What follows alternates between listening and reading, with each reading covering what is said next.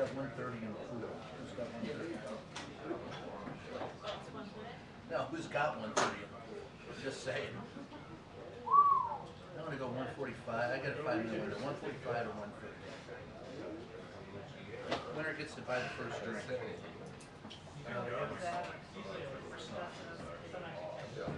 Just us being realistic. They did not call lunch.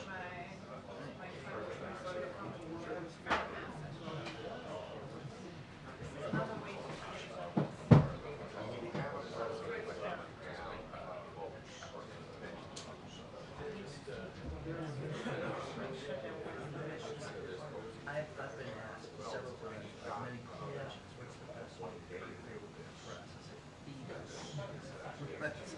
us. And show up on time.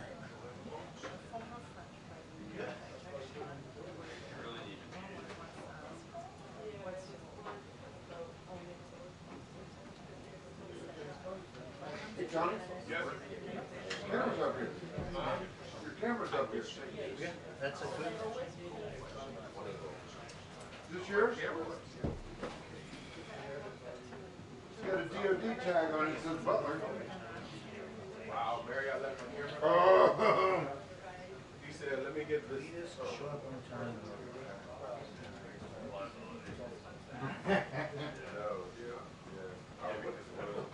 I'm thinking it's in my bag outside. The big heavy bag. The big heavy bag, yes. In the bag.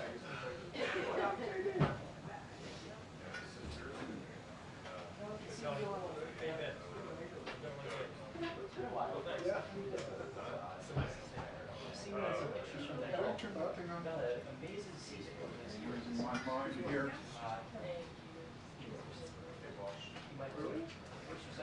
So, yeah, how much was that? 30-minute warning. Yep, sounds about right.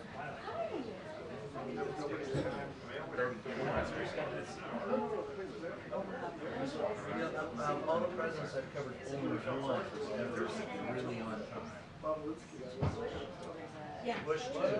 Yeah. He said 2 o'clock. If it was 2 or 3, Yeah. I mean, I love that. Yeah. Mind you, I didn't like what I was saying. Yeah. Some of the Obama movies would go on. And Josh would get up there and would go, "Do you care about your choices in football, basketball, or baseball?" Especially towards the end of that session.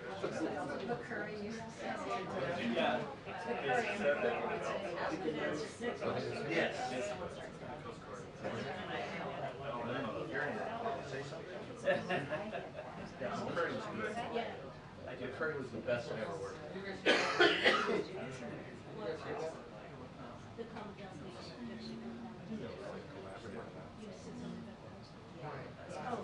He thought they said something over the speaker. I didn't hear you. If you see the front row start to walk up here, then you know it's 2-minute warning. Actually, 5 minutes after 2-minute warning, then they come.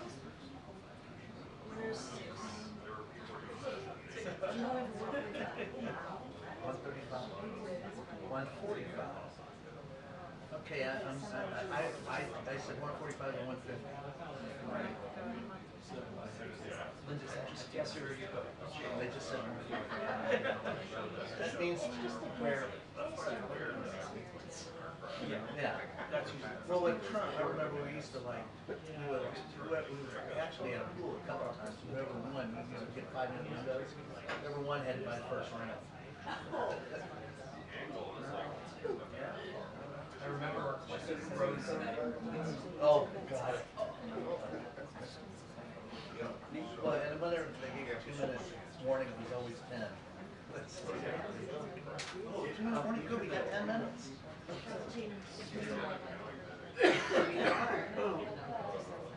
So I guess now we're still just waiting.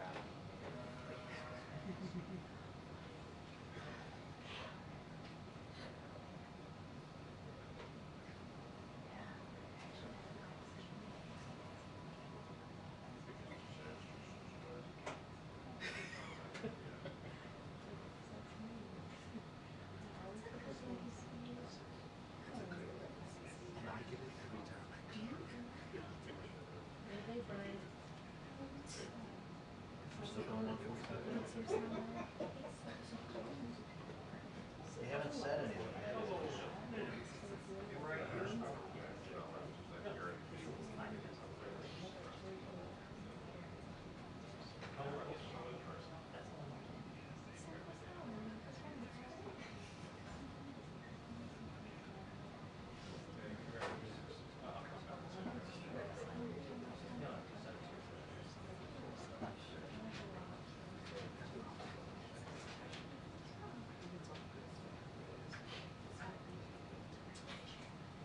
This is after Trump and his assertion of direct walking in. So.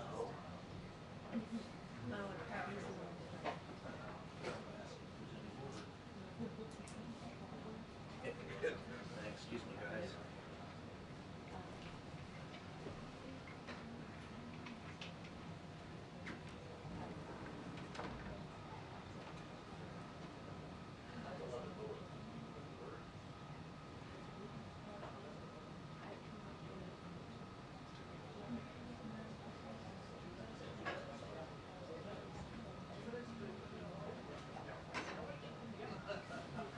Thanks. 2 minutes to a 2-minute warning, I've been told.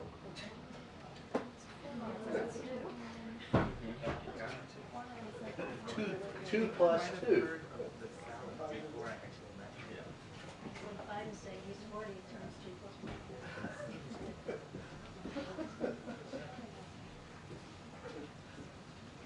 We got that on American.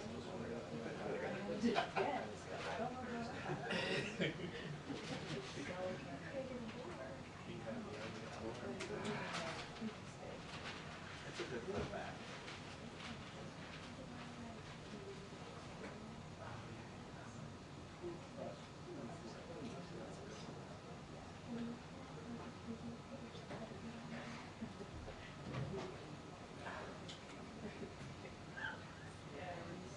We'll see.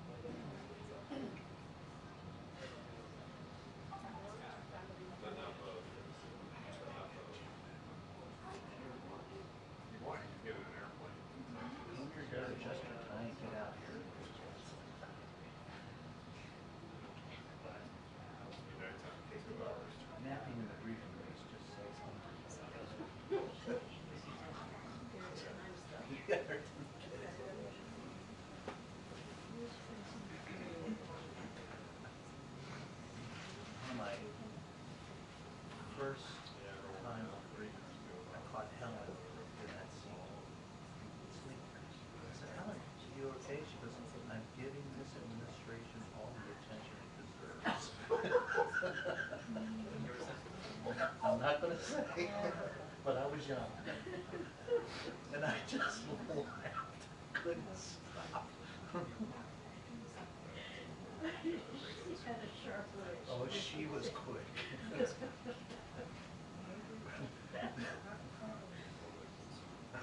Her and Sam Donaldson would get into it, and they would just tickle me. They were just so fun together. And I said, Sam, you're always following around. He goes, of course, I'm following the person who knows the answers.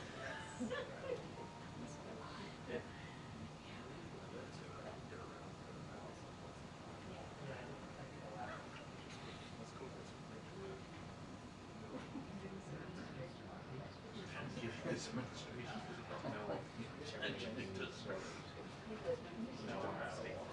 Yeah, it's been 5 minutes. And We have still a don't- 2-minute warning now. Ah. It just doesn't come out over the air.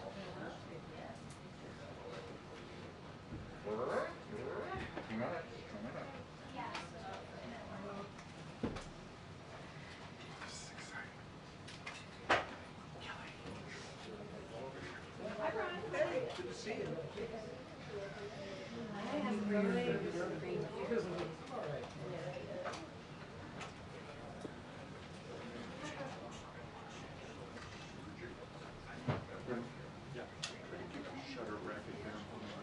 I'm gonna set it to meow.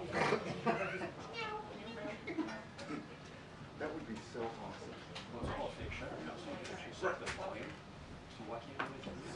Do you remember Epson's or a rangefinder camera that you had to Yes. advance because it's the range it was to trick your brain into thinking. No, I'm actually off.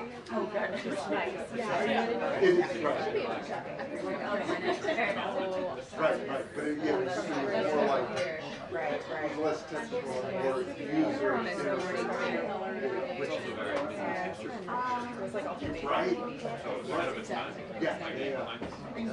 Good Forgot time. about that. Forgot about that. No, because just so the last generation, you know, you just like put it out there on the body and to change the color.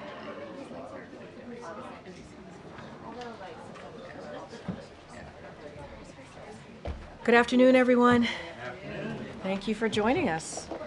Thank you for joining us. Okay, I have a couple of things at the top, and as you can see, we have guests with us today.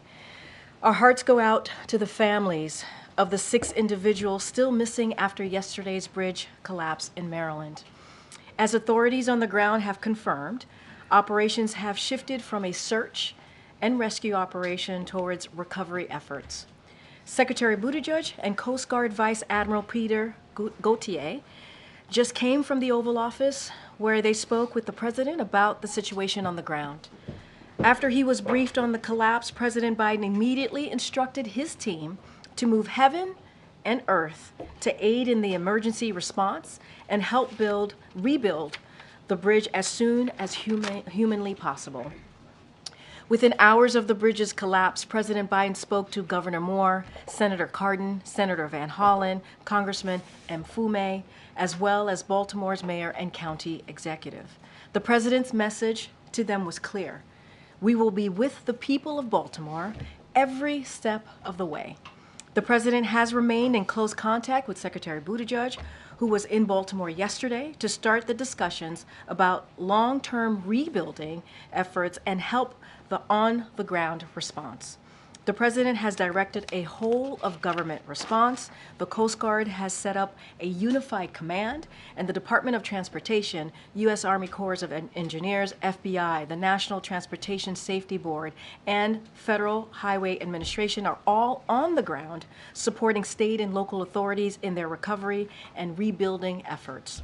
Joining us today, as you all can see behind me, to provide additional details about this administration's whole-of-government response are Transportation Secretary Pete Buttigieg and Vice Admiral Gautier, Deputy Commandant for Operations at the Coast Guard.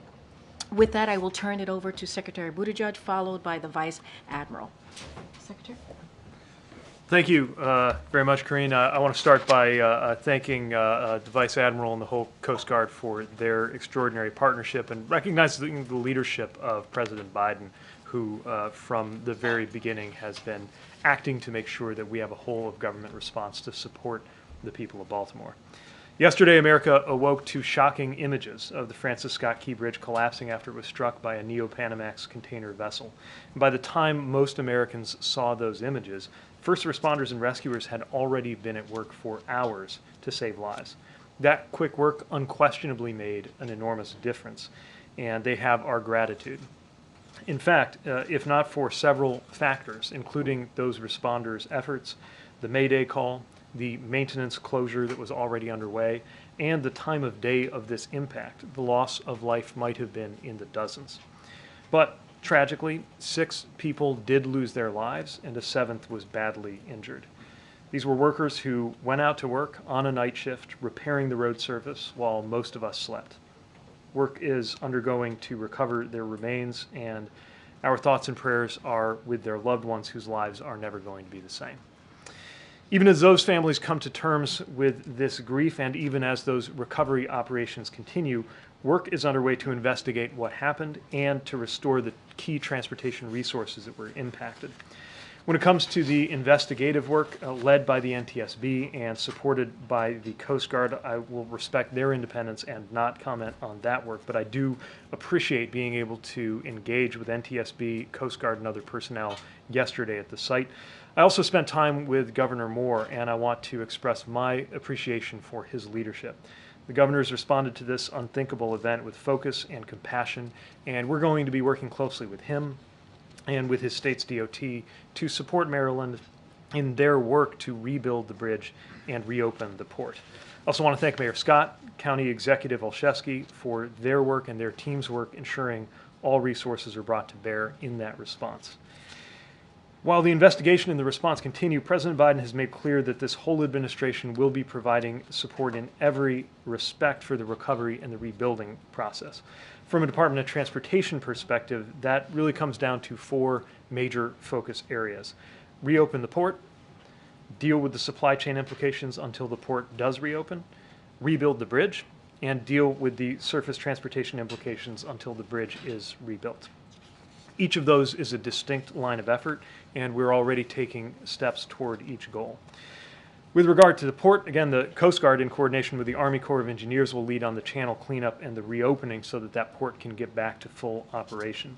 We are concerned about the local economic impact, with some 8,000 jobs directly associated with port activities. And we are concerned about implications that will ripple out beyond the immediate region because of because of the port's role in our supply chains. This is an important port for both imports and exports, and it's America's largest vehicle handling port, which is important not only for car imports and exports, but also for farm equipment. No matter how quickly the channel can be reopened, we know that it can't happen overnight, and so we're going to have to manage the impacts in the meantime. We're working to mitigate some of those impacts, including using tools that didn't exist just a few years ago. Following the disruptions to supply chains from the COVID pandemic, President Biden's infrastructure package included the establishment of a new freight office within our department to help coordinate goods movement in ways that were not possible before. To be clear, ocean shipping is not centrally controlled the way you might expect with, for example, air traffic control. So having these tools allows us to create coordination that just didn't exist before. It's helped us to smooth out supply chains after COVID. It's helped us to manage the Red Sea crisis, and we're using it now to help the hundreds of different private supply chain actors get better coordinated to keep goods moving. Tomorrow, I will be convening shippers and other supply chain partners to understand their needs and to promote a coordinated approach as they adapt to the temporary disruptions while we plan mitigations. That said, the Port of Baltimore is an important port, so for our supply chains and for all the workers who depend on it for their income, we're going to help to get it open as soon as safely possible. Now, for the bridge, we are going to be working with NTSB as they lead their independent investigation. It's too early to speculate, of course, what NTSB will find, but if they discover or determine anything that should be considered in the regulation, inspection, design, or funding of bridges in the future, we will be ready to apply those findings. What we do know is a bridge like this one, completed in the 1970s, was simply not made to withstand a direct impact on a critical support pier from a vessel that weighs about 200 million pounds, orders of magnitude bigger than cargo ships that were in service in that region at the time that the bridge was first built. We also know that this is yet another demonstration of the importance of our roads and bridges, which is one of many reasons why the Biden-Harris administration worked so hard to get the infrastructure package passed, and why roads and bridges are the single biggest category in that package. We are committed to delivering every federal resource needed to help Maryland get back to normal, and we're going to work with them every step of the way to rebuild this bridge. It is not going to be simple. When we helped Pennsylvania and California swiftly reopen I-95 and I-10 respectively, there was terrific done work there, but that was addressing comparatively short spans of bridges over land relative to this span over water. And of course, in the Baltimore case, we still don't fully know the condition of the portions of the bridge that are still standing or of infrastructure that is below the surface of the water. So rebuilding will not be quick or easy or cheap, but we will get it done. As I mentioned, we're working with city, county, and state. And I also want to add that we've been closely engaged with the Maryland congressional delegation, many of whom were on hand yesterday, and who are doing a tremendous job advocating for their state. They've made it clear that they will work with us to push for any help that we need from Congress. Bottom line, as President Biden has made clear, the federal government will provide all of the support that Maryland and Baltimore need for as long as it takes, and we will work with Congress to deliver on that. I'll end with this. For the families of those presumed lost, for the people of Baltimore who are going to be feeling this closure in day-to-day life, and for everyone affected by the port closure and its supply chain impacts, the President and the whole government will be here with you until everything is rebuilt stronger than ever. Our country put its arms around Florida when the Sunshine Skyway Bridge collapsed in 1980. America rallied around Minnesota after the bridge there collapsed in 2007. This will be a long and difficult path, but we will come together around Baltimore, and we will rebuild together. Admiral? Thank you, Mr. Secretary and Karine. So let me just add to what the Secretary has already briefed you on here. So yesterday evening, I think as you know, after an intense and thorough multi-agency search on the water and from the air, the Coast Guard Incident Commander, Rear Admiral Shannon Gilreath, suspended the search for the individuals missing from the bridge collapse. He did this after consulting Governor Moore and many of the other agencies that were involved. The Coast Guard and the response community is deeply saddened that the missing individuals have not survived. And the Coast Guard appreciates the state of Maryland's leadership and humanity in supporting the family members of the missing. I'd like to personally thank the state and local responders for their heroic search and rescue efforts. While we didn't achieve the outcome that we had hoped for, it was a tremendous team effort in the treacherous operational conditions. As this aspect of the response shift to recovery operations and consistent with the President's direction to get the port up and running as soon as possible, the Coast Guard highest priority now is restoring the waterway for shipping, stabilizing the motor vessel dolly and removing it from the site, and coordinating a maritime casualty investigation under the leadership of the National Transportation and Safety Board. So just a couple of words on each one of those. So in terms of assessing restoring the waterway, the Coast Guard is very tightly connected to the Army Corps of Engineers as they lead in that role as the lead federal agency for that effort. As we were in the Oval Office, the President called General Spellman, the Chief of the Army Corps of Engineers, who's on site. General Spellman and I had a number of conversations yesterday in terms of the coordinated approach moving forward, and they are moving very aggressively in putting resources and mobilizing the necessary equipment, conducting the analysis and the underwater surveys to do that. In terms of continuing to stabilize the vessel, mitigating any pollution threat, and removing the vessel from the area, the vessel is stable, but it still has over 1.5 million gallons of fuel oil and lube oil on board, and it does have 4,700 cargo containers on board. 56 of those contain hazardous materials, and 2 are missing overboard. The ones that are in the water do not contain hazardous materials. And then around 13 or so on the bow of the ship were damaged as the bridge collapsed and impacted the front of that ship. So the Coast Guard has moved aggressively to board the vessel, and we have teams on board. The responsible party, the ship operator, has mobilized, activated their marine salvage plan in addition to their marine pollution response plan, both things that are required by the United States Coast Guard.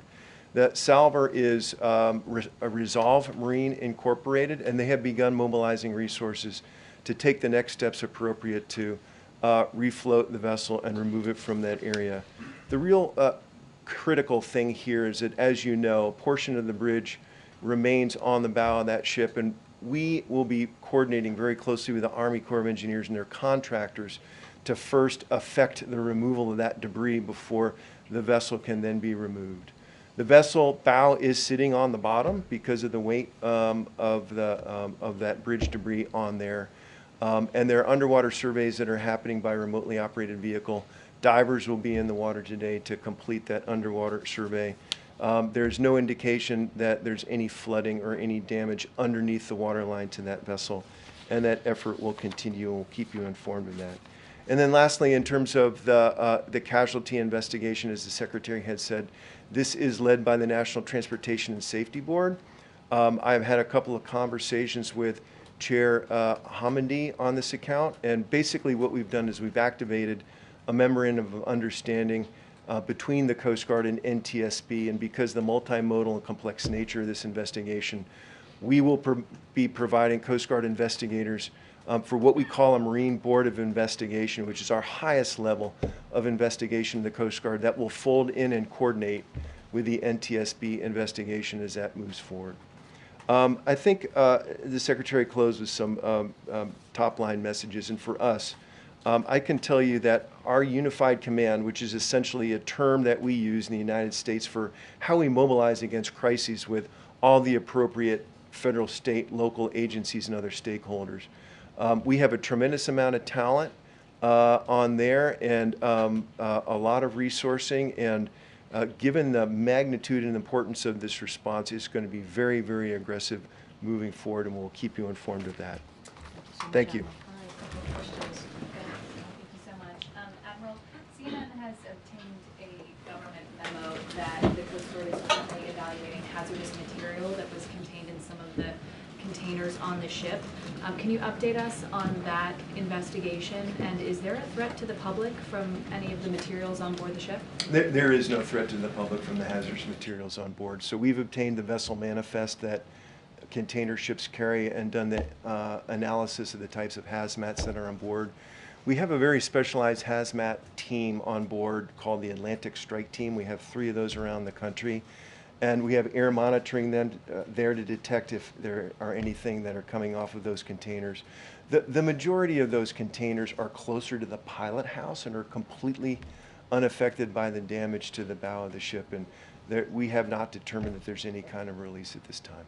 So what do you assess as the risk that some of those materials could leak or spill? So most of these things are things like mineral oils, and even though they're hazardous, we've determined that there really isn't any kind of threat to the public.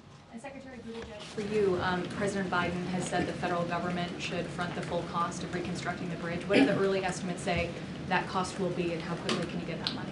We don't have dollar estimates yet, but we actually have provisions that allow us to begin releasing funding even while that is being determined. My understanding is, as we speak this afternoon, an emergency relief funding request has come in from the Maryland State DOT. We'll be processing that immediately to start getting them what they need. Also, later today, there will be a design and procurement-oriented meeting that we'll participate in, our Federal Highway Administration, along with MDOT. Again, obviously it's early days, but now is the time to begin scoping that out so that they can get to work. Thank you. Related to that, Mr. Secretary, how much existing money is there now within DOT coffers to handle requests such as the one from MDOT? Do you have funding through the Federal Highway Administration, through the infrastructure law, or when do you anticipate having to go to Congress for potentially a supplemental request on the bridge costs? So the infrastructure law did authorize funding into the emergency relief account, which is the mechanism that is most likely to come into play here. Last I checked, there was about $950 million available, but also a long line of needs and projects behind that. So it is certainly possible, I would go so far as to say likely, that we may be turning to Congress in order to help top up those funds. But that shouldn't be a barrier to the immediate next few days beginning to get the ball rolling. What would be the time frame of sending that sub request? I think it's too soon to know the mechanics of that. And for the Vice Admiral, can you discuss broadly just the safety of maritime shipping in general, and kind of the strength of the regulations that govern it, and particularly the inherent international nature of the maritime business could potentially create issues, especially if you have ships based in different countries with potentially weaker regulations. Can you speak to those broader issues? Yeah, absolutely. So despite what happened 36 hours ago in Baltimore, the maritime mode of transportation, merchant shipping, is an incredibly, incredibly safe mode of transportation, not just here in the United States, but worldwide. While we do have a regime of regulations that are just comprehensive in terms of the vessel conditions, the cargo that they carry and how they do that, the qualifications and certifications from the mariners who operate these ships, those are actually networked with a global set of regulations that we negotiate and uphold through the International Maritime Organization in London. So this ship was flagged by Singapore. That was the flag state administration. And I spoke with the administration in Singapore just a few hours ago. They'll be participating in the investigation. We do something called flag state examinations to ensure that even though these are not U.S. flag vessels coming in, we do an inspection to assure that they meet the high international and domestic standards that we demand. Secretary Buttigieg, I know that you said the rebuilding efforts are just beginning, but when it comes to the actual port, can you give us a sense of what the timeline would be for reopening? Is it days? Is it weeks? Is it months? And same for the bridge. Are we talking about weeks, months? Are we talking about years? Too soon to be certain. What I'll say in the case of the bridge is that the original bridge took 5 years to construct. That does not necessarily mean it will take 5 years to replace, but that tells you what went into that original structure going up. Again, we need to get a sense of the conditions of the parts that look okay to the naked eye, but we just don't know yet, especially in terms of their foundational infrastructure. So it is going to be some time where commuters are going to need to depend on that 95 and 895 tunnel, and it's going to put pressure on them. As far as the port, again, too soon to venture an estimate. The vast majority of the port is inside of that bridge, which means most of it cannot operate, although there is a facility at what's called Sparrows Point that can handle some amount of cargo shipping, but nothing close to the totality of Baltimore. And for the port workers, you mentioned there's going to be an economic cost, but also incurred to them, I'm sure. Any of the funding that you're talking about in terms of emergency funding, would that cover them as well? Yeah, this is a major concern. The President has directed the administration to find any and all resources that could come into play here. I don't know this to be an automatic eligibility for the emergency relief funding that I mentioned earlier, but we're going to turn over every stone we have, and of course beyond DOT, there may be other resources that come into play. And sorry, just one more quickly. Have you been in any communication with the owners of this vessel in terms of them paying some kind of consequence here? I have not, and I'd really defer to NTSB and law enforcement for that. Mr. Secretary, do you envision that this would be constructing a very different bridge going forward? You referenced the 1970 state of affairs then. Do you believe it would be an entirely new span, and would you envision different safety mechanisms as you are assessing this at this point? I can't speculate on that. What I will note is that some of the other bridge collapses that were of these proportions, notably the Minnesota bridge collapse, happened because of a design flaw, and the bridge spontaneously collapsed. This is, of course, not that. This was the result of an impact. But we don't yet know what NTSB will find or how that might inform plans going forward. And based on what you've seen so far, do you recommend that any other spans take any steps based on what we've learned about however remarkably unusual it was for that impact. Do you think there need to be different steps to protect other spans going forward? Some modern bridges around the world, especially after the 1980 Tampa incident, have been designed with different features to mitigate impacts and protect their piers. Right now, I think there's a lot of debate taking place among the engineering community about whether any of those features could have had any role in a situation like this. Again, it's difficult to overstate the impact of this collision. We're talking about, it's not just as big as a building, it's really as big as a block. 100,000 tons all going into this pier all at once. But one other thing I would add, more broadly speaking, is that the President's infrastructure package has the first ever dedicated federal fund for resilience.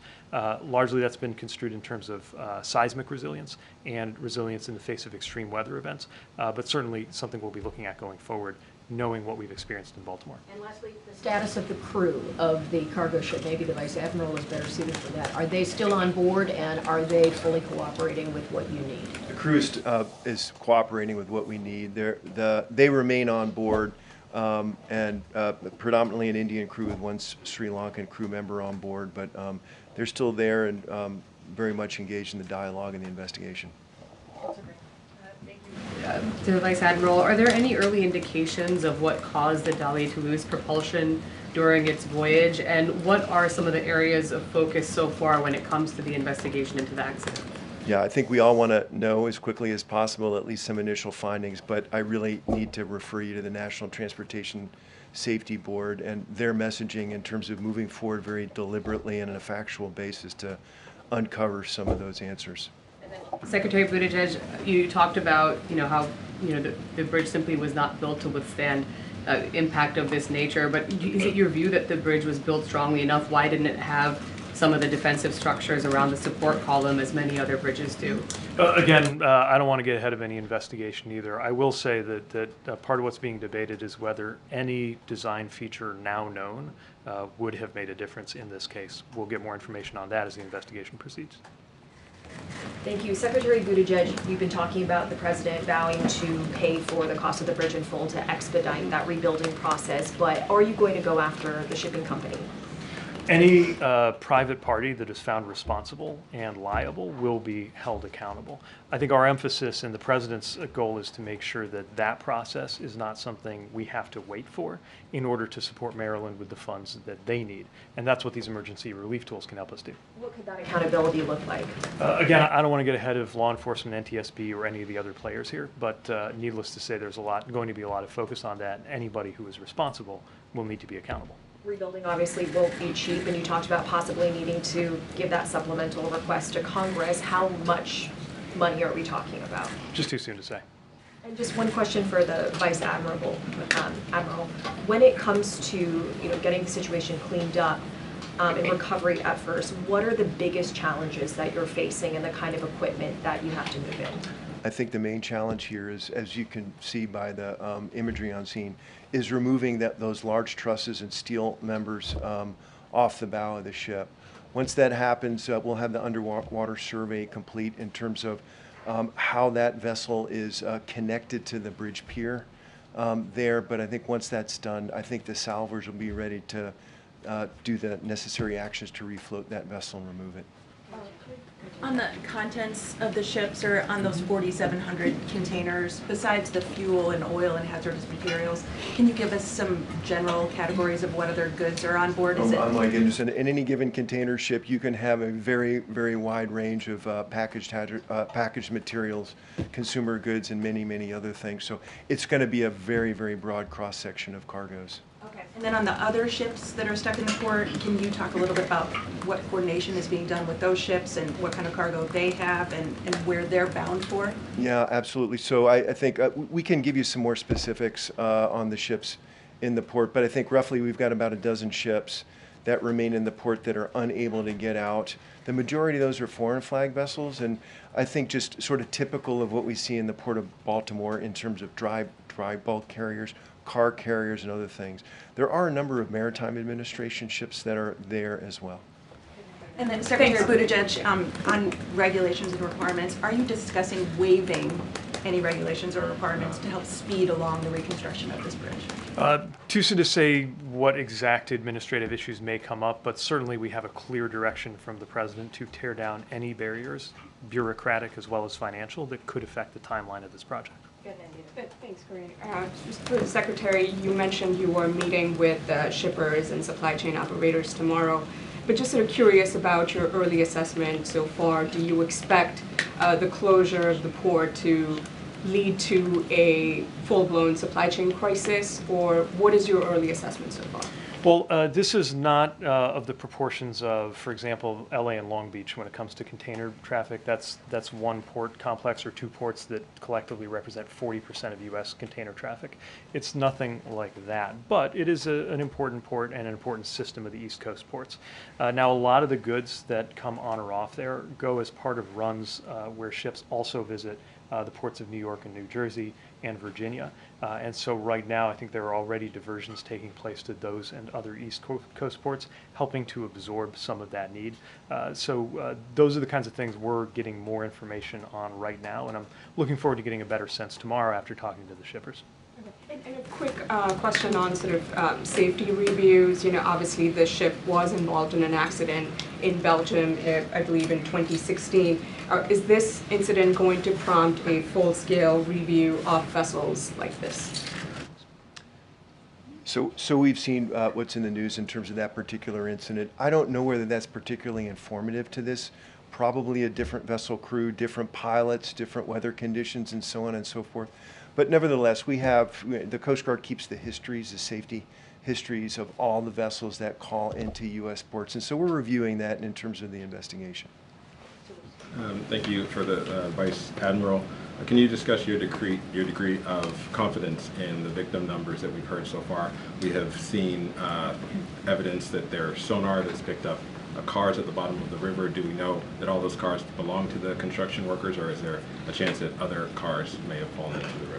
So we've heard similar reports in the news, and so basically the Coast Guard is going off of the numbers of individuals that have been provided to us by the state of Maryland, as they were the ones who were administering the bridge and had the best idea of how many individuals might have been involved. Secretary Buttigieg, you mentioned earlier that there is not an air traffic control type body for shipping. Is that an indication that you think that there should be something like that for the future?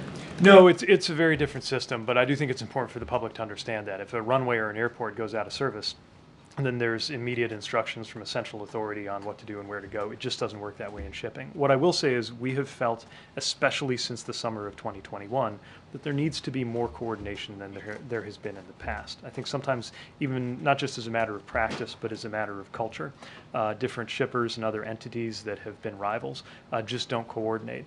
We built a program called Flow, which invites different participants, cargo owners, shippers, ports, terminal operators, and others, to begin sharing data. That's something that served us well going to the Red Sea issues. It's certainly serving us well right now because that data can help us get a sense of how these effects are rippling through other ports. So we welcome that coordination. We're trying to promote it, but that doesn't mean that it's happening on a command and control basis. Thanks. Secretary Buttigieg, when was this bridge last inspected? Was it on a list for replacement? It's more than 50 years old. And can you give us a ballpark figure of when you'll reopen the port? You said 5 years on the outside to rebuild the bridge, but just ballpark it for me. Days, weeks, months, years to reopen the port. And finally, what's the estimated economic impact for the closure of this port and the downing of this bridge? So on the first one, I'll refer you to the state. They'll have the most up-to-date information on the bridge. They inspected it, but what I'm asking, was it on a list of, and they noted it was 50 years old, and they also noted that it had some questionable parts to it, but was it on a list to be replaced with the infrastructure bill? It certainly was not the subject of an immediate discretionary grant to replace it or something, anything like that. We do have some work going on I-895, but to my knowledge, nothing immediate in terms of any discretionary grants going to the bridge. Economic numbers: about 8,000 jobs we think are directly implicated, and over $100 million of cargo moves in and out of that port a day. And what was the middle question? Ballpark it when the port will be reopened. reopening the port is a different matter from rebuilding the bridge. Yes. The port, that's just a matter of clearing the channel. Still no simple thing, but I would expect that can happen on a much quicker timeline than the full reconstruction of the bridge. So can you ballpark it just a little? As you can imagine, I'm asking our teams the same question, but I don't want to put something out just yet. Weeks, months, years? We just gotta keep going. I understand, but just give us something there. Just as soon as we have something, I'll tell you. Yes, go ahead, John. Secretary Buttigieg, another supply chain issue for you has to do with the significant amount of automobiles, cars, trucks, coal, LNG that goes through the port of Baltimore. What will be the impact on the supply chain on those specific industries? Yeah, so this is one of the key ports again for vehicles, and some vehicles are actually finished at facilities that are on port grounds, so it is significant. That being said, of course, it's not the only facility that can accommodate roll-on, roll-off vehicles. You see that in Savannah, certainly in New York, New Jersey, and Virginia. The tractor equipment will be more complicated than the ordinary light-duty vehicles. These are exactly the kinds of information that we're going to be seeking over the coming days, including at tomorrow's convening. And you expect, because of those supply chain issues, that we could see impacts on the U.S. economy as a result of those supply chain issues? You know, we want to get a little more fidelity on how disruptive it can be. Again, we're not talking about a single point of failure that it's the only possible place to get through, or even something that is as impactful as some of the issues that affected the Panama Canal, for example. This does not automatically mean that a trip to the East Coast has to be substituted with a trip to the West Coast, which would be much more of a cost impact. It can probably be accommodated up and down the East Coast, but the effect clearly will not be trivial. Thank you. Mr. Secretary, you said that you had received a request for emergency funding from the Maryland authorities. Can you tell us what that number was? Those don't necessarily include a full estimate of the cost, but they do make it possible through what's called a quick release authority for us to start getting dollars out. I was just notified that this is coming in as I was stepping out here, so I don't have more details than that right now. Hi, Secretary Buttigieg. So, just clearly speaking about economic impact, each day that the port is shut down, what is the economic impact per day? Well, again, there's between, last I checked, between $100 and $200 million of value that comes through that port every day, and about $2 million in wages that are at stake every day. And that's one of the areas we're most concerned about. It's one thing for a container or a vehicle or a sugar shipment to be absorbed or accommodated somewhere else, but these longshore workers, if goods aren't moving, they're not working. Now, right now, there is work taking place, even inside of that bridge, because of the work that has to be done to offload some of the vehicles that are stuck there and get that back onto surface transportation to go out to other sites. So they're likely working right now, but that work won't last long, and that's one of our main areas of concern. And for Vice Admiral, thank you very much. So, when you look at CFR, the Code of Federal Regulations, you earlier talked about how you inspect these vehicles, right? The Coast Guard inspects these vehicles. Is it done on a regular basis to see if all of those items are, being followed, or do you do spot checks? Pretty thorough. So every ship that comes to a United States port has to report to the Coast Guard and Customs and Border Protection 96 hours in advance.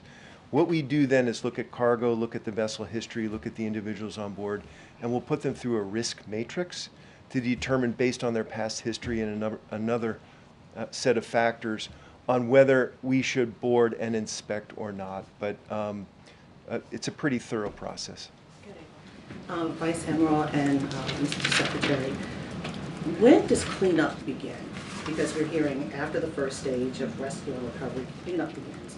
And the question is, once cleanup starts, will there be at least one channel to come through because of the importance and the uniqueness of this port, not just for Baltimore, but for the country, to include the Midwest with the farming equipment that goes on the CSX line that's right there? And also, how are you going to push back to Republicans who don't want anything to go through from this Biden administration budgetarily when the president says he wants to pay for everything?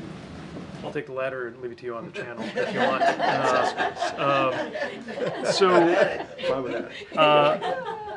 Look, infrastructure is, or at least ought to be, a bipartisan priority. I know that partisanship has gotten in the way of some important functions and expenditures, but I would also note that the infrastructure package that was passed is known as the bipartisan infrastructure law for a reason. Some, not all, Republicans crossed the aisle to work with President Biden and work with Democrats and get this done.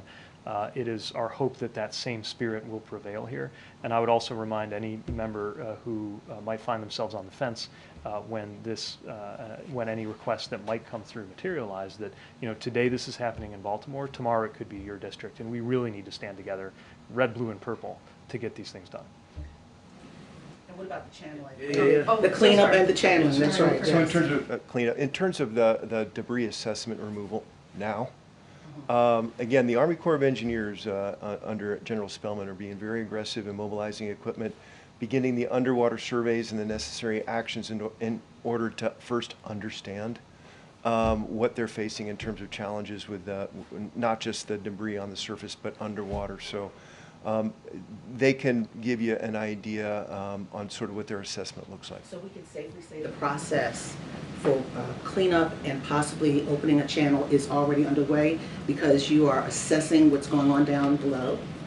So Admiral Gilrath, the Coast Guard Incident Commander, and General Spellman for the Army Corps are very tightly linked and coordinated on the necessary actions to do this, not waiting in order to begin this process. Now, we do need to be sensitive because the state of Maryland is conducting the body recovery operations in and around the same area where the debris assessment removal needs to take place. But again, in terms of those details, Army Corps is best to answer that. Thanks.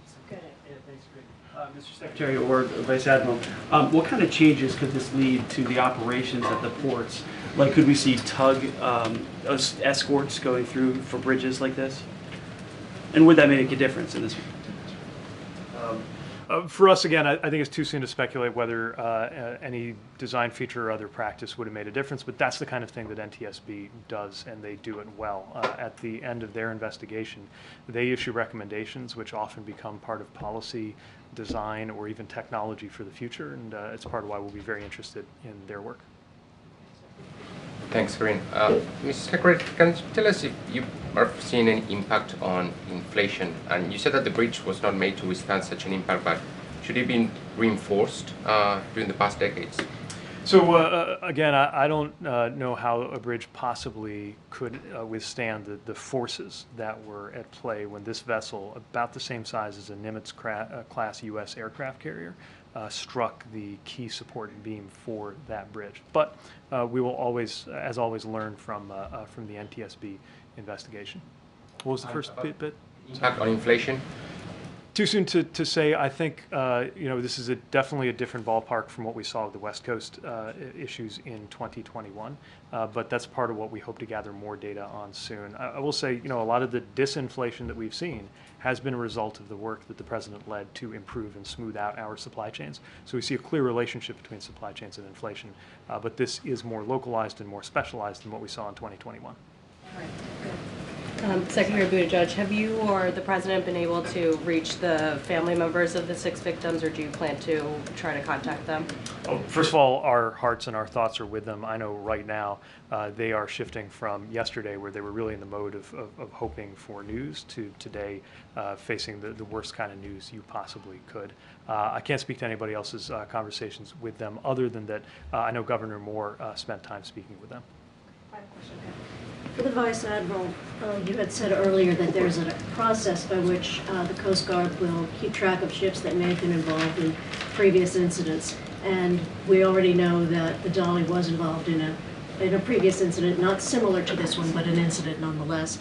So was the ship on the radar for the Coast Guard in terms of, keeping an eye on it?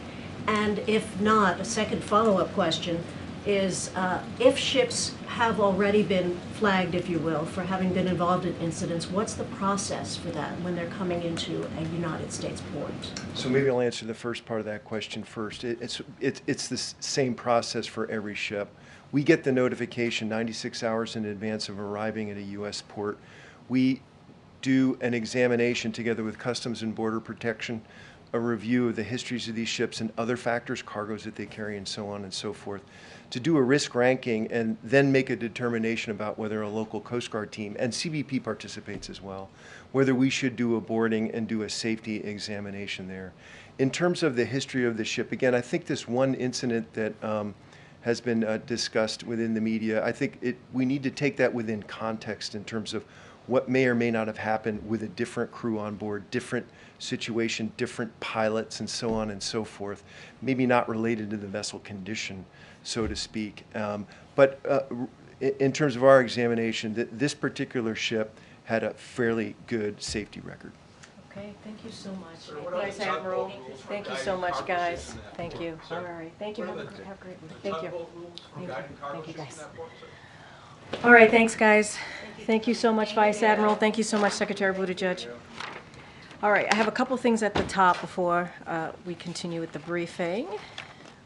So it's just a few more updates here to share that and then, as I said, I'll take some questions. So last night, voters in Alabama made their voices heard and voted overwhelmingly for Marilyn Lance, who made clear that she would fight to protect access to reproductive health care, including IVF. It was a decisive victory in a long-held Republican House district, and the president congratulates her on her win. As we saw last year in Ohio and previously in Michigan, California, Kentucky, Vermont, Kansas, and Montana, in every state where abortion has been on the ballot, the American people overwhelmingly vote to protect reproductive freedom.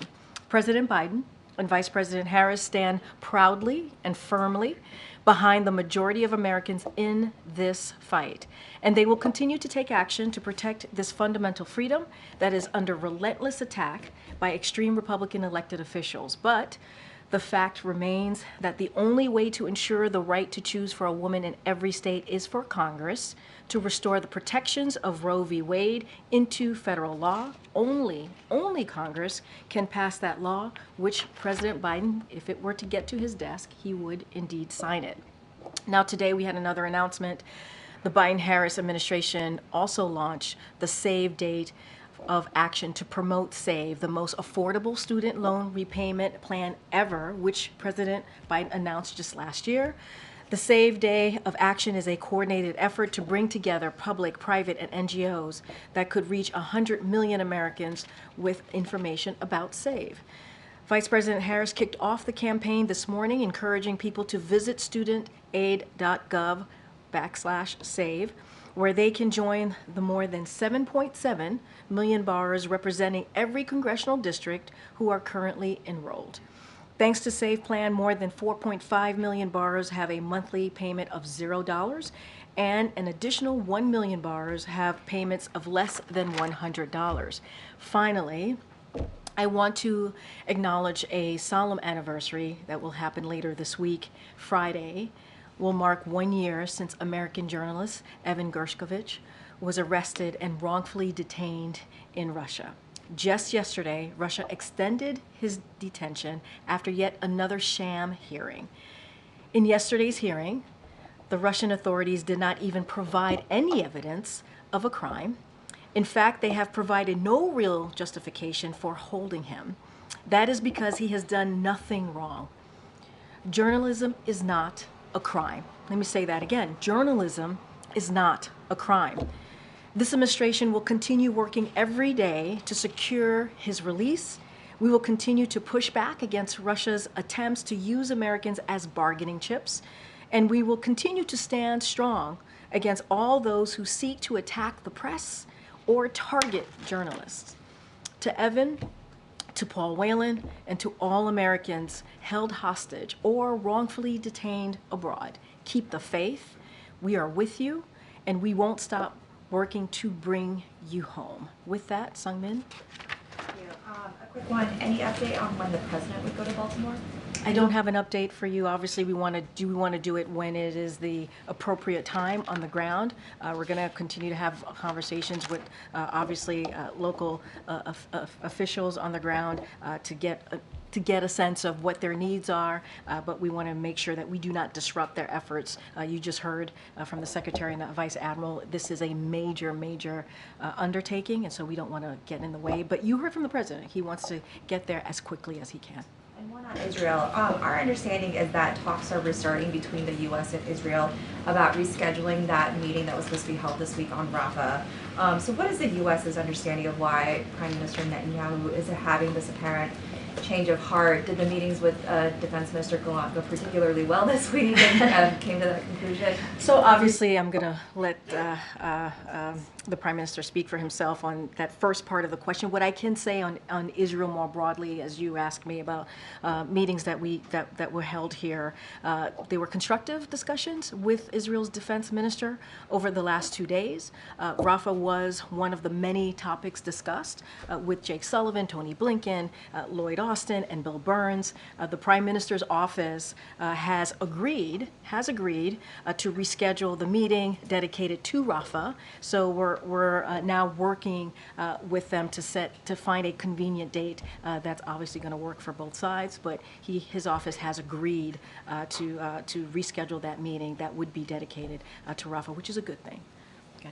Thanks, Karine. And actually on that note, we had received a statement from the Prime Minister's office saying that Netanyahu did not approve the departure of the delegation to Washington, so disputing that they've agreed to the rescheduling. Could you just talk about what might be going on? So look, I would say that as we are working to set a date, the Prime Minister's office agreed to reschedule this meeting. You saw that the Israel Defense Minister was here for 2 days, extended a day, and added another day to meet with Jake Sullivan, Tony Blinken, Lloyd Austin, and Bill Burns. So that is the conversation that we're having. We are working to convene that meeting, an important meeting on Rafah, and when we have a date, certainly we'll share that with you. That is what we know from our side. And what is the message that Defense Secretary Austin had to Gallant about the alternatives in Rafah? I'm just not going to get into specifics of those conversations. Obviously, as I just stated, Rafah, the operations, the military operations more broadly,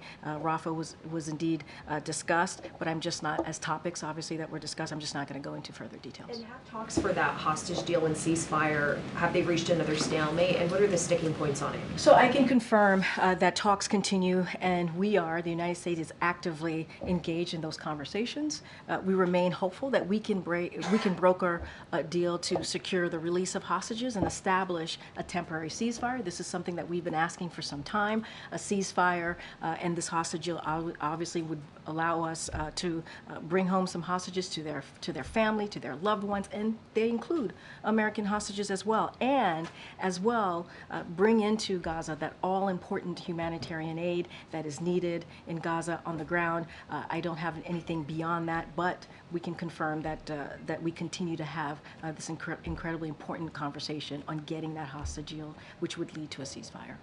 Just following up on what Selena was saying, Karine, does the administration believe it was able to convince Israeli officials to take a relook at a potential Rafah operation after the series of meetings that he had with the administration? So look, I mean, Rafah obviously was part of the agenda, their military operations, and so I'm not going to go into detail. It is important that we have heard from the Prime Minister's office that we are going to reschedule and try to lock in this meeting with their obviously their folks on the Israeli government side and folks here, and so I think that's important. I'm not going to get into that. They I would say they discussed how best to ensure Hamas' lasting defeat in Gaza and the need to protect civilians. So, of course, that was part of the conversation, but I'm not going to provide any more details beyond that.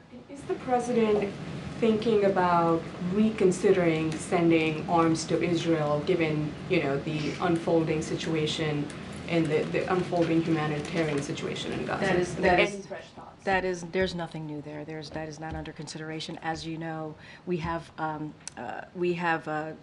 we have done more to get humanitarian aid into Gaza with the airdrops. You know about the pier, and we're working with, obviously, with Israel to make sure that we get more of the trucks inside of Gaza. It is incredibly important. We know the dire situation in Gaza as it relates to humanitarian aid, but the most important thing here is to get that hostage deal, so we can get that humanitarian aid, to get those hostages back home to their family, and it would, we believe, would lead to a ceasefire, obviously, and so that is what we're working towards. We've got to get that hostage deal done, and we are actively continuing those talks. Restricting weapons to Israel should also be a top consideration. I'm not going to get into hypotheticals, into conditions from here. We've been very clear where we stand, and we'll continue to do so. We want to get that hostage deal done. The talks is active; they continue, and that is important to get the hostage deal, to get the ceasefire, to get that humanitarian aid into Gaza. It is incredibly, obviously, important as you all have reported the dire situation in Gaza, and so that is our focus. We're going to get that pier going. We're going to continue the airdrops, continue to get those trucks in, working with Israel on that. I just don't have anything else beyond that. Go ahead. On the Rafah talks, you said that both sides are working to find a new date that works with schedules, but what level of urgency does the administration assign to holding those talks? I mean, it's urgent. It's important. We've said that. The president has said that.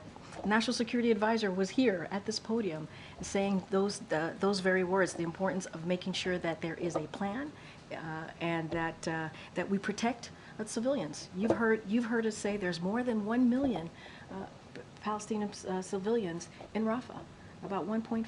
We have to make sure that they are protected. But at the same time, we want to make sure that Israel also makes sure that Hamas is no longer operating, right? And so that is important as well. But these talks will get us into a place where there is a plan, that we hear their side, they hear our side. I think the defense minister being here from Israel was really important for 2 days, having those all important, all critical conversations about Rafah, about military operations. I'm just not going to get beyond that. When we have a date locked in, certainly we would share that with all of you. There's been reporting that the talks could happen as soon as next week. Do you see that as feasible? I'm just not going to get into a set date or time here, but we want it to happen. Obviously, it's urgent. We think it's urgent. It's important to lock this in, and so we're going to work really diligent to make sure that happens. Go ahead, Kelly. Tomorrow the president will be in New York, and he is going to be with 2 former presidents. I'm not asking about the campaign piece of that. Could you speak to the historical significance or the stature of the moment to have 3 presidents together? And while he is in New York, you, I'm sure, have seen reports there was a New York City police officer who died in the line of duty. Any plan to acknowledge that officer? So a 2-part question, but first about the historical significance of the presidents being So together. let me, and I'm going to be really mindful, and I have to say this, there's a Hatch Act. I am a federal employee. I'm not going to follow the law and not comment on 2024 campaign, but I'll say a couple things at the top. President Obama and President Clinton strongly support President Biden's leadership and obviously his agenda. All 3 have agree overwhelmingly on the issues that this president has been fighting for the past 3 years, including an economy that works for all, leaves no one behind, that is economy that's built from the bottom up, middle out, making sure that we protect our critical freedoms. That is something that they all 3 agree on, freedom to choose, or protecting our democracy. And so they are, of course, there are, of course, many conservative leaders in the country who oppose the dark vision put forward by extreme Republican officials that would drag us into the past, would trickle down tax giveaways to the rich, cuts Medicare and Social Security, radical abortion bans and attacks on the rule of law. That is not these 3 presidents. So we understand the importance of the 3 of them being together. Obviously, this is going to be an important event. I want to be really careful and not speak to a campaign event. Obviously, the campaign could speak more specifically to the broader significance of them being there. But look, these are presidents, 2 former presidents, the current president, that believe in what we're trying to do in the Biden-Harris administration, trying to move this country forward, trying to make sure we're protecting our democracy, protecting our freedom, building an economy that leaves no one behind. And I think that's what the most important here as it relates to the death of the officer. Look, our hearts go out to this officer who tragically lost his life in the line of duty. We're also praying for his family during this difficult time, who now has an empty seat at their dinner table. President Biden is deeply grateful for the sacrifices police officers make to keep our community safe. This shooting is yet another painful reminder of the toll of gun violence, that what it's doing to inflict on families in our communities, in our nation. And that's why the president signed more than 24 executive actions. That's why we're able to pass a bipartisan agreement to deal with the gun violence that we're seeing in this country. Obviously, more work needs to be done. We need Congress to continue to act on making sure that our communities are safe. Again, our hearts go out to this officer and his family. It's a difficult time for them. Go ahead, Sabrina. Thank you. Do you have any comment on the decision by a federal appeals court today to continue blocking Texas's migrant deportation law, SB4? So a couple of things on that. Obviously, I want to first take a step back and just remind us how we got here. We have said from the beginning that SB4 is an extreme unconstitutional law that will burden law enforcement and make communities less safe. We disagreed with the Supreme Court order yesterday letting the law go into effect, and we welcome the Fifth Circuit and their decision overnight pausing the implementation of it. Ultimately, we need real solutions, right? We need that decision, that negotiation proposal that came out of the Senate in a bipartisan fashion. We need that to move. We need it to move out of the Senate. We need it to move out of the House and to get to the desk of this president. And we believe that that bipartisan border security agreement would not only be the toughest, but it'd be the fairest. And it took us a couple of months to work on it. It got support from the Border Patrol Union. It got support from the U.S. Chamber of Commerce, something that you don't see nowadays. And so we are going to continue to encourage Congress to move forward. As we know, the former president, President Trump, told Republicans on the Hill to not move forward with it, to reject it, because it would help us, it would help Joe Biden, and it would hurt him. And that's not who we should be as a country. We should be where majority of Americans are. They want us to deal with what's happening at the border, and they want us to fix this immigration system. All right, I'm gonna go ahead, Ariel. I haven't spoken. Thank you. On airdrops and humanitarian aid, 18 people died in Gaza on Monday during an airdrop. 12 of them drowned trying to fish out food from the water. So does the administration intend to continue with these operations? And if so, is there a way to make them safer, or should we just expect to see more people dying like that? So we express our condolences to the families of those who died, who were while trying to retrieve desperately needed humanitarian aid. We understand what's going on the ground. We know that the humanitarian situation on the ground, as I've stated many times already, just in the past couple of minutes, is dire. And so, which is why we're working around the clock to increase the flow of humanitarian assistance going into Gaza. So we're going to continue to do that. Look, this is, again, why that hostage deal is so important, why we're going to do everything we can, working around the clock to get that hostage deal done, because, yes, it's about getting the hostages home to their families and their loved one, which is critical and important. Let's not forget there are American hostages as well included. And to get that humanitarian aid, to lead to a ceasefire, but also get to that all-needed humanitarian aid. Our hearts go out and our condolences go out to the families. It is a devastating situation. We have to make sure that we continue to get that humanitarian aid into Gaza. Go ahead, Jackie. Great. On the delegation issue, I heard messaging from the administration earlier this week explaining, that the U.S. abstaining from that UN vote and allowing it to go through didn't really matter because it was a non-binding resolution. But if it doesn't really matter, why not vote no again and avoid this whole fallout with Israel, because it obviously mattered to them. And so I guess where I'm coming from is, how did we get here? What caused this? And is it politics? So look, the principles of the deal were there, right? It talked about a ceasefire. It talked about hostages, which we believe the principles were there. But we believe the only path forward to a ceasefire is to negotiate a hostage deal, a hostage release as well, right? We believe those two things are both important, and to do that together. And so this didn't do that, though. Didn't condition them. Well, that's not how we saw it, right? And so we have long said a ceasefire will not be achieved in the Security Council, but through diplomacy on the ground. That's what we have said. We have to see that diplomacy on the ground. And so the resolution, as I've stated, as you just stated in your question, is non-binding and does not create new obligations under the international law, such as what the Council does when it imposes obligatory sanctions. But nevertheless, that shouldn't matter. Even though the resolution lacks the binding provision, all Security Council resolutions carry great weight and should be implemented. In this case, however, it is irrelevant whether the resolution imposes any new legal objections, as the text demands exactly what the United States has long been pushing. We want both a hostage deal and a ceasefire, making sure that humanitarian aid gets in, and that's what we want to see. That's why we believe the principles were right, but we didn't feel like it did exactly where we stand on our policy.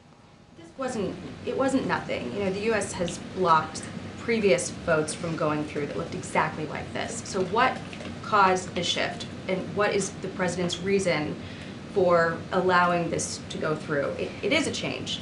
No, it is not. It is not a policy change. We've been very clear. We disagree. We've been very clear that in order to get a hostage deal that would lead to a ceasefire, we also got to get that humanitarian aid. We believe it is all connected in that way. And so that is where we stood. That's where we've been. It is not a policy change. The principles were there, but we have a way that we want to do this, right? A hostage deal, those are the critical conversations that are happening, the active conversations that are happening, making sure that we get those hostages home. American hostages are also included to their loved ones. We also got to get that humanitarian aid, and we believe that diplomatic effort, the diplomacy, the diplomatic work that is being done would lead us to that.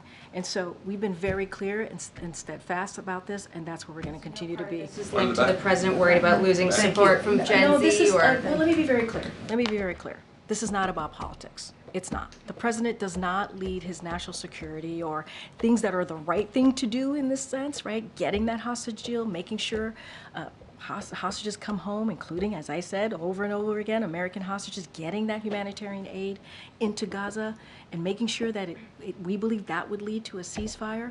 That is not about politics. That is about the right thing to do. This is why we continue those active conversations and making sure that we can get there. It is important to get this done. Go ahead. Why do you think that the United States, which is Israel's most important ally, seems to have so little clout right now with Israel? I disagree. I don't think that is the case. Our position is going to continue to remain the same. We have been really clear. We are committed to supporting Israel in its fight against Hamas. We've shown that. We are committed to that. We've said, Hamas has said that they're going to repeat, they've said this, they're going to repeat October 7th again and again until Israel is annihilated. And because we cannot expect Israel to accept a situation in which their citizens continue to live under that threat. At the same time, it's critical that Israel do everything possible to protect civilian casualties and conduct operations. Look, we are having those diplomatic conversations. You just heard me lay out how the Israel defense minister was here. He stayed for 2 days. He met with Jake Sullivan. He met with Lloyd Austin. Those are high level conversations, and that is important. And the Prime Minister's office said that they want to reschedule this meeting so that we can talk about the Rafah operations. We welcome that, and we're going to work with their teams to make sure that happens. Your people made it clear that you think a land invasion of Rafah is a mistake. Netanyahu has made it clear that he's going to go ahead and do it anyway. So I'm just hold on, but wait, they have agreed to come and have a discussion about that. That's important too. We can't miss that. We can't miss the fact that there's an agreement to have a meeting here to talk about the Rafah operations. That is what we're going to do. The Israel defense minister was here for 2 days. for 2 days. That was on the table, was part of it. Rafah operations was certainly, as one of the agenda items. That's important. So conversations are happening. We're going to set this date in the upcoming days to have this meeting about the Rafah operations. We're going to share our side. They're going to share their side. And that's what you do. That's what diplomacy is about. And I think that's also really important. I know I have to wrap. This has been a very long briefing. Is the President concerned about the college Go ahead. I haven't called financial you. I aid haven't called delays? you. Go ahead. Go ahead. Thanks, Karine. Has the President spoken with or plan to speak with those that were rescued from the bridge collapse, or to the families of those who were lost? I know Secretary Buttigieg was just asked that question. I think it might have been one of the last questions he got before leaving here. Obviously, as I started off this briefing, our hearts go out to the families of those six people and who are now missing, and I can't imagine how hard it is for them right now. And so I don't have anything to read out to you about a president conversation or a call, but we're thinking of them, and this is a president that has always said he will be there for that family. I just don't have anything else to share. And the Republican National Committee has been asking those seeking employment within the organization if they believe the 2020 election was stolen, serving as an apparent litmus test for hiring. Do you have any comment about this kind of prerequisite? Yeah, I mean, I want to say a couple of things. I want to be mindful not to comment on 2024, but I'll say more broadly, this is a president that believes in the rule of law, believes that the need to respect the officers who put their lives at risk on that day, and to keep everyone safe. We saw what happened on January 6th. Some of you covered that. Our democracy was under attack. We lost lives, and it is what we saw was because of the dangerous conspiracy theories. There were people, 2,000 folks, right, 2,000 people who were mobsters, who were mobs, and they were there because they didn't believe in a free and fair election, and that's why they were there. The Trump administration itself certified that the 2020 election was the most secure in our history, but yet this is what we saw. And so we're going to continue to stand with law enforcement. We're going to continue to fight for our democracy, and I'm going to be very careful not to speak beyond that, what the RNC decides to do. All right, everybody. Thank you so much. About the ongoing college financial aid delay.